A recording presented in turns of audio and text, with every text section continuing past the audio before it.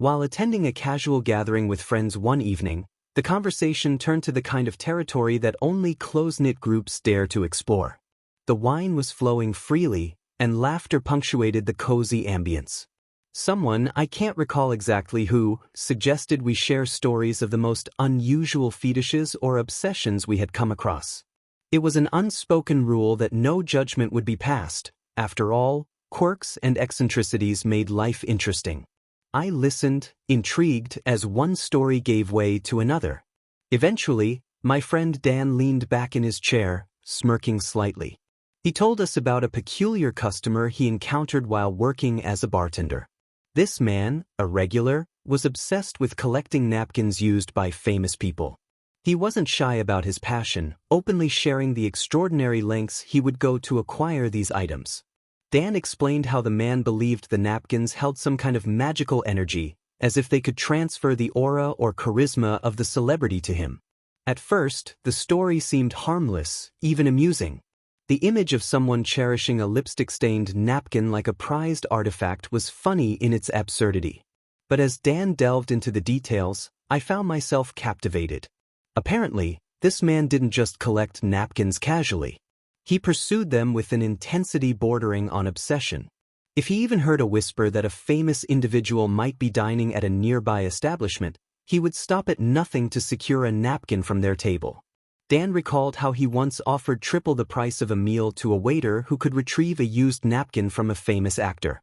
What struck me most about this story wasn't just the bizarre nature of the fetish, but how deeply it underscored humanity's tendency to attach meaning to objects. A napkin, an ordinary disposable square of paper, transformed into a vessel of significance simply because of the lips that touched it. It was as though the mundane became extraordinary, a piece of paper imbued with celebrity mystique. As I reflected on Dan's tale, it reminded me of something I'd witnessed during my college years. Orientation week had been a whirlwind of introductions and icebreaker activities. In one discussion group, the topic of personal interests came up. While most people mentioned hobbies like sports, photography, or music, one student stood out. They passionately described their fetish for collecting vintage typewriters. At first, it didn't strike me as unusual. Plenty of people collect things. But the more they spoke, the more I realized this wasn't just a hobby, it was a deeply emotional connection. Each typewriter, they explained, held a fragment of history, a glimpse into the creativity of its previous owner. The room had fallen silent as they described the joy of discovering an old machine at a flea market or auction, imagining the words that might have been typed on it. To them, these typewriters weren't relics but living stories. It fascinated me how something as utilitarian as a typewriter could hold such emotional weight for someone. Fast forward a few years to a lunch break at work, and another strange story found its way into my life. My coworkers and I often shared odd anecdotes to break the monotony of our corporate routines. One day, the conversation turned to unusual people we'd encountered. A colleague mentioned meeting someone who had an intense fascination with inflatable pool toys.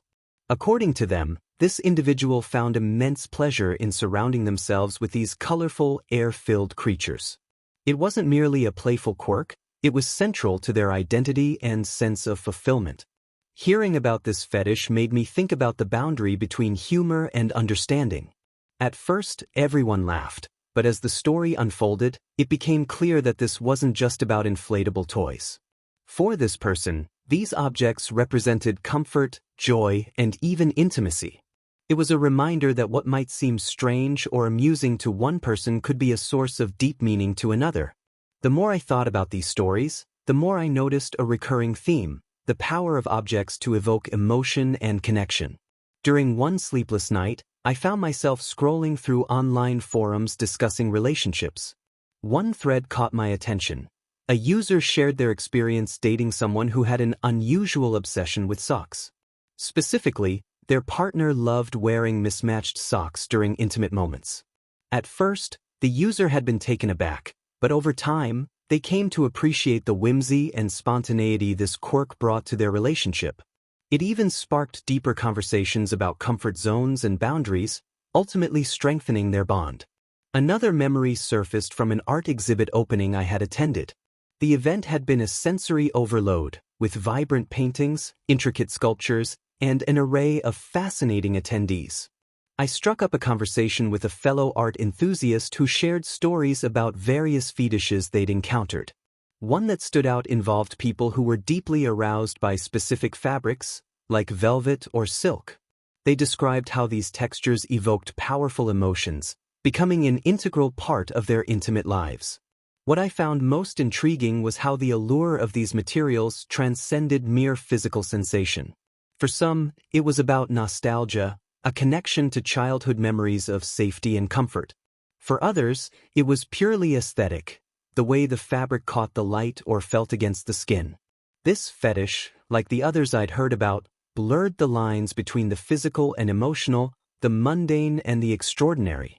As the evening with my friends wore on, I found myself marveling at the diversity of human desires.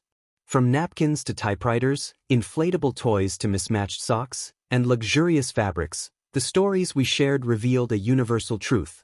We all seek connection in ways that resonate deeply with who we are. Whether through objects, experiences, or other people, these fetishes and obsessions were manifestations of something more profound, a need to find meaning, joy, and intimacy in the world around us. Looking back on that night, I realized how much these stories had broadened my perspective. What might seem bizarre at first glance often holds a deeper significance when viewed through the lens of empathy and curiosity. The conversation that began as light-hearted banter ended up being a journey into the complexities of human nature, leaving me with a newfound appreciation for the infinite ways people find fulfillment and connection.